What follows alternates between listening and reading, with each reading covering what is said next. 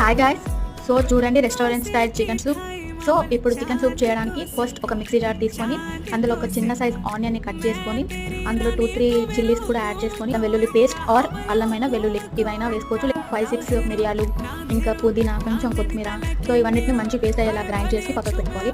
ఇప్పుడు ఒక కుక్కర్ తీసుకొని అందులో కొద్దిగా ఆయిల్ వేసుకొని అందులో మిరియాలు, లవంగం, ఒక ఇలైచి, చిన్న సైజ్ దాల్చిన చెక్క, మిరియాలు ఇవన్నీ వేసి ఒక చిన్న సైజ్ ఆనియన్ని కూడా తీసుకొని సన్నగా చాప్ చేసుకొని అందులోకి వేసుకోవాలి.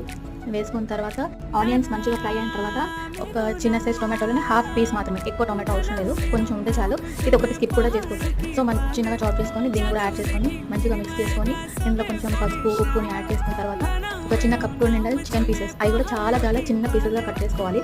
సో ఇవన్నిటిని కూడా కుక్కర్లో యాడ్ చేసుకొని ఒకసారి బాగా కలుపుకొని ఇంతకు ముందు రెడీ చేసి పెట్టుకున్న పేస్ట్ని కూడా ఇందులోకి యాడ్ చేసుకోవాలి. సో దీన్ని కూడా వేసుకున్న తర్వాత ఒకసారి మంచిగా కలుపుకోవాలి. సో అందులో